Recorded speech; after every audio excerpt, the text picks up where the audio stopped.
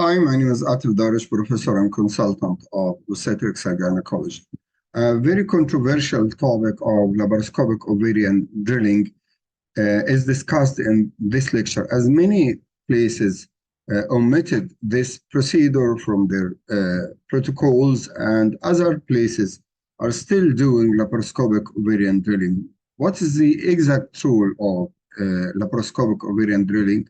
And should we use it or not in modern practice? So the first topic of this lecture is what is the current position of LOD in infertility management? And then we have to discuss how does it work, the technical tricks to achieve best results, pros and cons, and take-home messages. If you do LOD, you should know two important facts. That LOD is not a treatment of PCOS. It is a treatment of local ovarian causes or problems of the PCOS. But if you look to these lectures in the same channel on insulin resistance and PCOS and a new concept of PCOS management, you will see that the problem of PCOS is not ovarian problem. It is a systemic problem, systemic disease due to the altered insulin signaling to the three major organs, target organs of insulin, which are liver, muscles, and adipose tissue. That results in insulin resistance and hyperinsulinemia with subsequent hyperglycemia, dyslipidemia, cardiovascular diseases, metabolic disease, and so on. So it is a systemic disease. One of these parts is hypothalamo-pituitary ovarian axis alteration and hypothalamo-pituitary adrenal axis problems.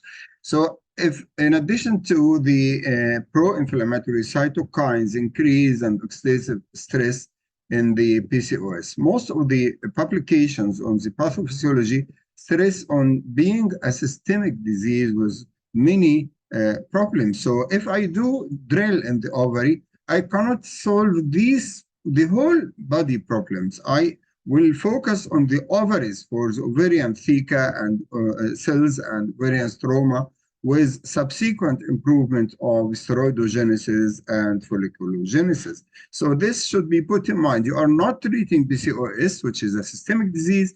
You are treating the ovarian part of this disease, aiming at improving the folliculogenesis and steroidogenesis. But what about the rest of these symptoms and rest of these serious problems? They are not treated by LOD.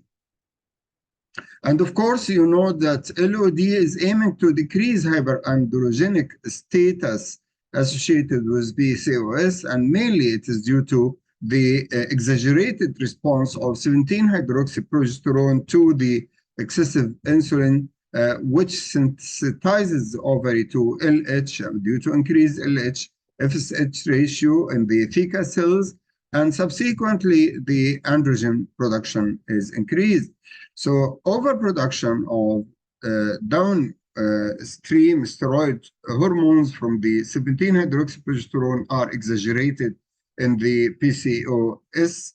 So if you are doing drilling and destruction of the theca cells and stroma of the ovary, you will decrease 17-hydroxyprogesterone and subsequent increased testosterone from the ovary, but you are not treating systemic problems, because hyperandrogenemia is not only from the ovary due to the theca cell production of androgens, which actually androgens are coming from the theca cells, from stroma cells, and from hilar cells of ovary. But there are systemic causes of hyperandrogenemia, which are liver due to decreased sex hormone binding globulin and increased insulin growth factor 1, also impaired progesterone inhibition on gene-rich pulsatility, and suprarenal cause or source of androgens. So we are treating only the ovarian source of hyperandrogenemia. So we are treating steroidogenesis and folliculogenesis of the ovary. This is the first point you should put in mind. The second, that LOD is not a first-line treatment of PCOS. Why? Because there are many lines that can treat PCOS than the LOD, including induction ovulation, lifestyle modification, clomiphene citrate, metformin combinations, gene rich gonadotrophins, and others.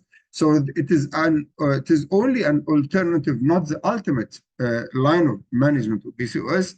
It is neither first line therapy nor the treatment of choice in clomiphene citrate, because there are multitude of safe and efficient alternatives and wider acceptance of relatively safe low-dose stepwise regimens of gonadotrophins. Moreover, of course, it is an invasive procedure and is done under anesthesia. That's why the recommendations of the evidence-based guidelines for assessing and treating polycystic ovarian disease society or committee in 2018 put the LOD as an alternative, second line, not first line, management of PCOS if failed gonadotrophins, or at least comparable to gonadotrophins, before going to IVF. And the recent publication of the same organization or the same committee in 2023 put LOD as a second line management, and they mentioned that we can consider laparoscopic ovarian surgery, noting need of expertise facilities of the place.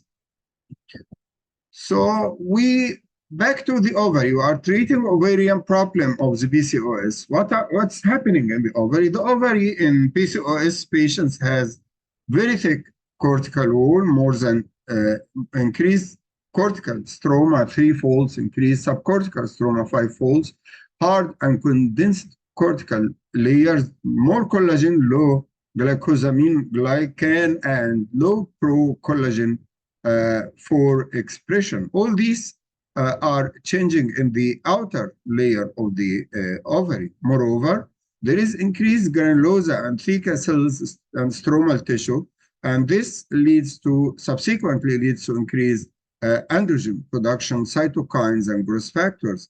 Number 3, increased intra-ovarian follicular fluid.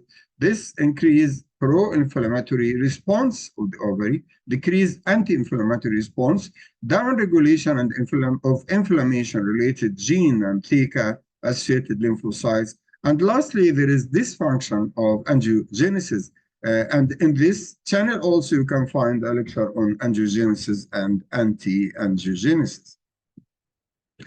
So what's happening in the ovary if I am doing drilling of the ovary? I'm doing drilling, not fulguration, because fulguration by laser or whatever is not a treatment of ovarian part of the PCOS. They are treating the capsule of the ovary.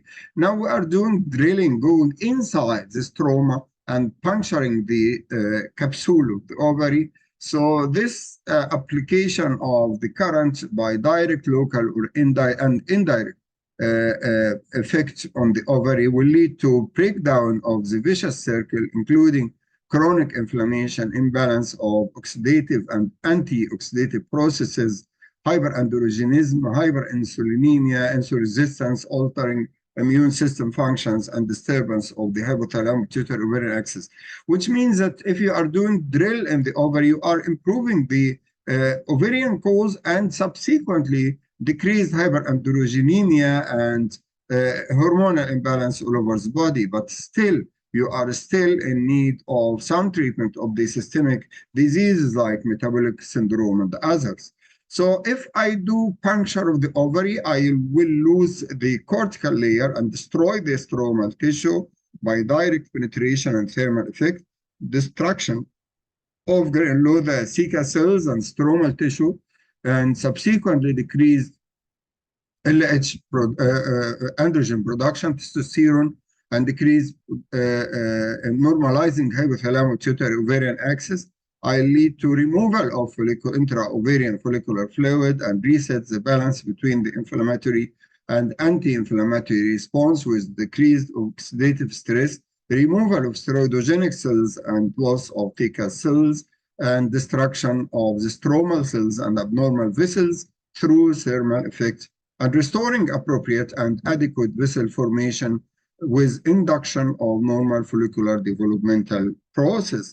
So all these are results or effects of puncturing the ovary or drilling the ovary, and you have to understand what are you doing. It's not just puncture, you are changing these processes in the ovary, and this is an important part of the PCOS, as I already mentioned.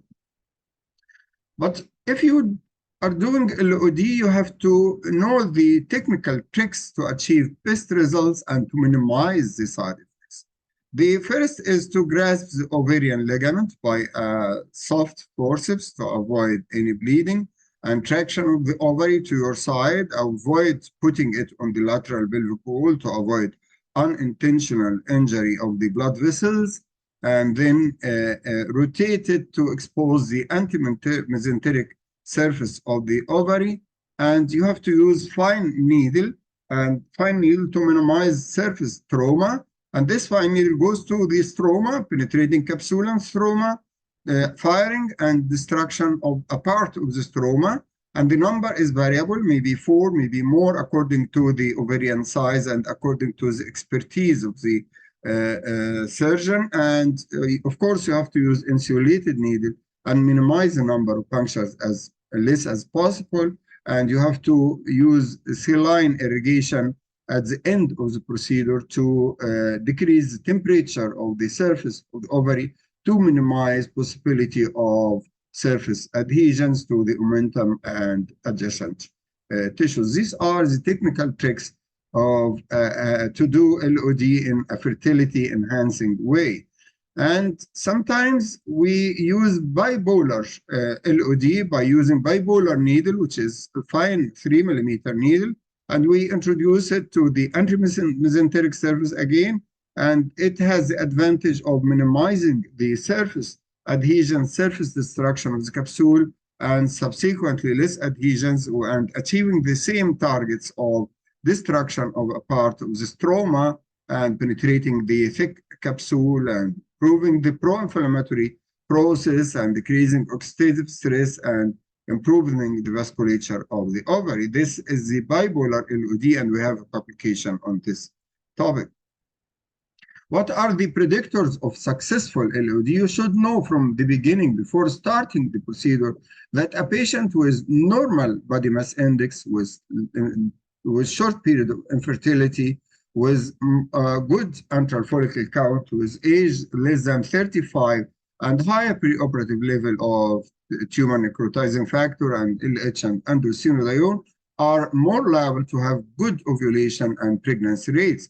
But patients who are too obese, who have prolonged period of infertility, decreased LH less than 10 international per liter, marked biochemical hyperandrogenemia, high basal anti-Mullerian hormone level more than 7, with technical problems in the procedure like inadequate punctures or inadequate destruction of the stroma, or patients with inherent ovarian resistance are having poor reproductive outcome. So I stick to the precautions and the tricks you already mentioned. What are the advantages of doing LOD? I told you it is a treatment of the ovarian part of PCOS, and it has excellent control of menstrual problems and high rate of ovulation, shorter time to pregnancy. Nearly half of pregnancies occur spontaneously after LOD. It is a one-time therapy with no frequent visits of the clinics, no expensive drugs, no stress waiting in the visits, waiting for ovulation monitoring and blood testing, and doesn't need monitoring after the procedure, so it is cost effective and saves costs of ovulation monitoring and induction ovulation, suitable if the induction ovulation drugs like FSH are unavailable in many countries. They are imported by dollars, and they are not available in some countries.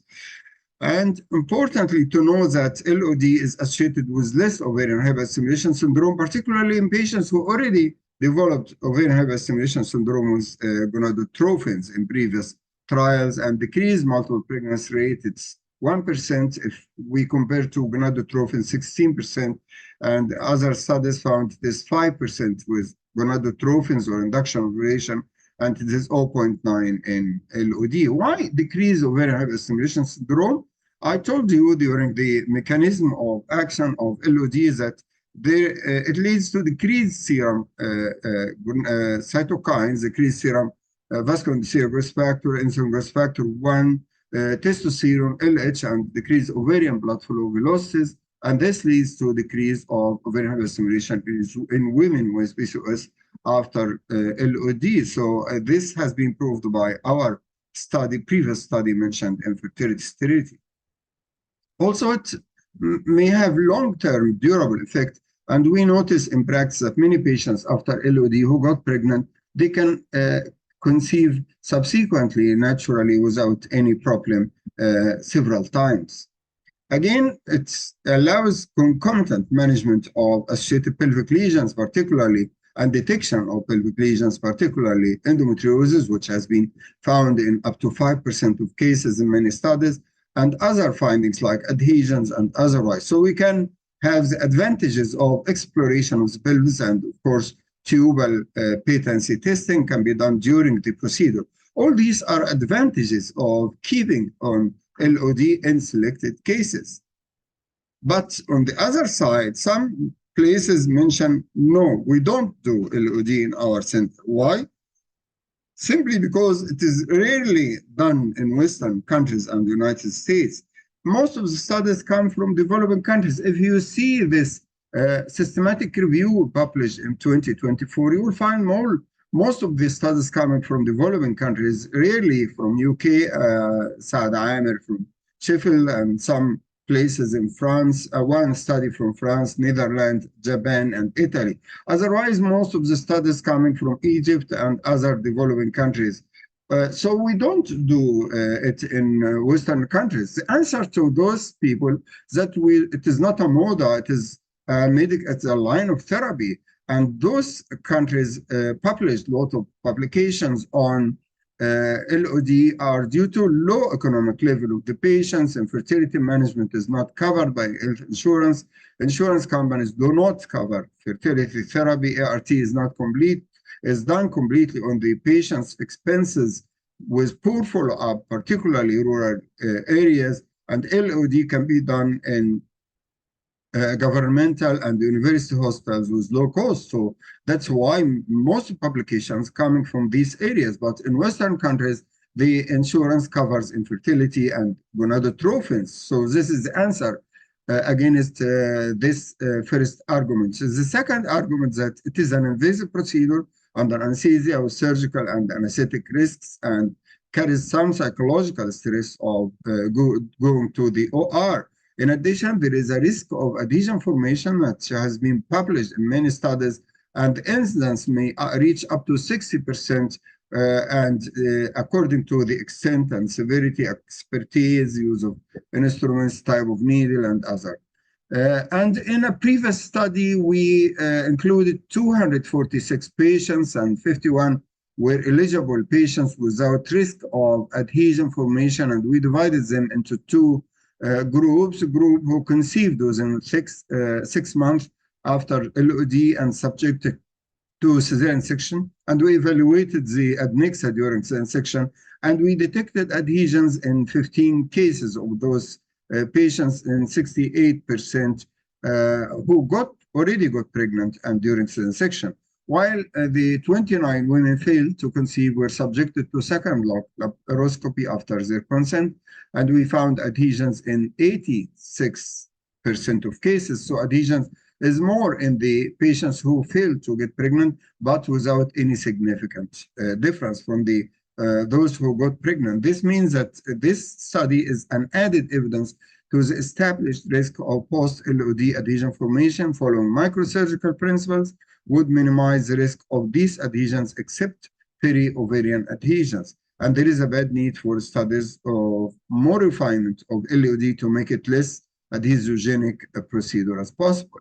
Another disadvantage of LOD is destruction of the ovarian tissue and follicles, and this leads to decreased ovarian stroma. And this systematic review recently found that it has a significant effect in decreasing ovarian stroma, ovarian reserve, and significant decrease of anti-malarial hormone, in addition to good decrease LH and testosterone without significant change in FSH and inhibin B.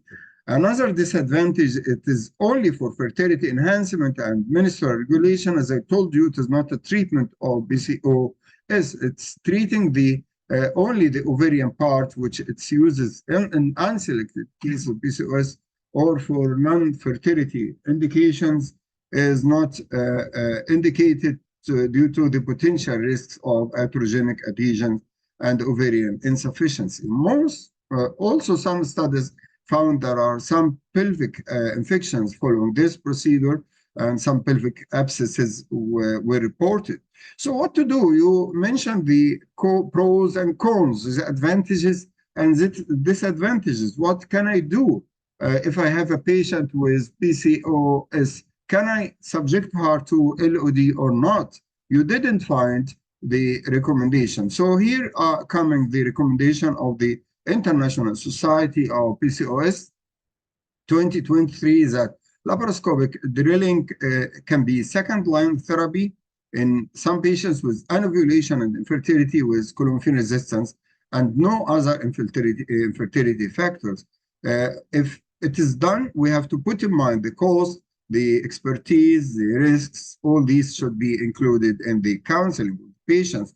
And that's why they put it as an alternative to the second line to gonadotrophins. And it should be resorted or reserved to well-chosen anovulatory clomiphene citrate resistant PCOS cases, those who are young age, not too markedly obese, raised LH level, exaggerated response to gonadotrophin with history of ovarian hyperestimation syndrome, non-compliance to the medicine, no feasibility with frequent intensive monitoring and needing laparoscopic assessment of the pelvic organs. Also, treatment should be symptom-oriented, long-term, and dynamic, and adapted to the changing circumstances, personal needs, and expectation of the individual patients. Lastly, informed shared decision-making can allow choice of the second-line therapy based on the patient's preference, surgeon's expertise, and priorities. So it's a matter of counseling, experience, availability, your results in such a case. You don't have to be all or none, not to do or to do all cases. You should you should choose according to the situation of your patients, your place, your experience, your facilities, availability of suitable instruments and adhesion preventive techniques. Thank you very much.